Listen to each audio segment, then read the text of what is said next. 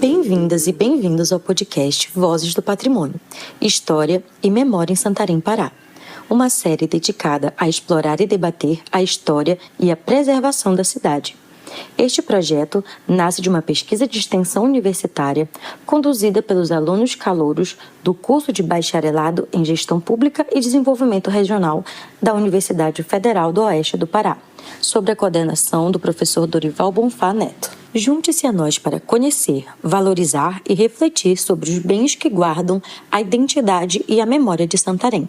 Meu nome é Raquel Luz e este é o terceiro episódio da série intitulado Patrimônio Ambiental em Santarém, Reconhecer para Conservar. Convidamos o docente João Paulo de Cortes, representante do setor de geoprocessamento do território e meio ambiente, professor de gestão ambiental da Universidade Federal do Oeste do Pará. Com ele, vamos comentar um pouco sobre como ele observa a atuação e os desafios que o poder público tem sobre essas áreas, abordando também quais as soluções que podem ajudar na conservação desses patrimônios.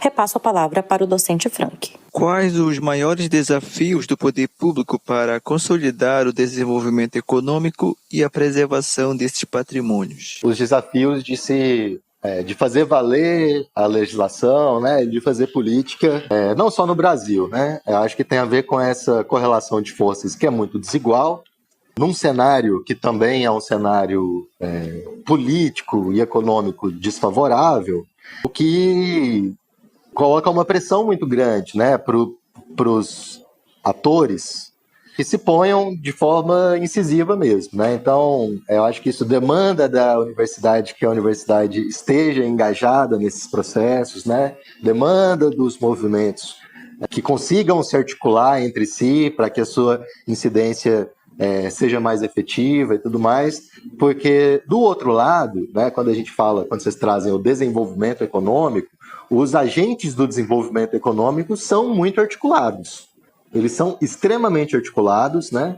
Eles têm o poder econômico a seu favor, né? Eles têm articulações políticas a seu favor, e eles têm acho que é importante frisar isso, eles têm todo um aparato ideológico que os favorece também.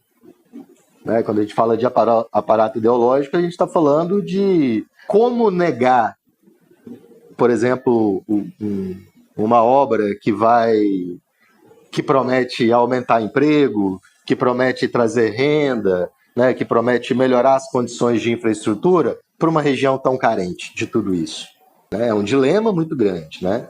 Agora, quando a gente está falando de meio ambiente, a gente não está falando de negar nada disso, né? Então, assim, a princípio, pode parecer que essas visões são visões contraditórias. De fato, elas não são, né? Mas como as forças e as articulações políticas, desenvolvimentistas e tudo mais, elas estão muito articuladas para fazer esse projeto passar a boiada, né, no dito popular.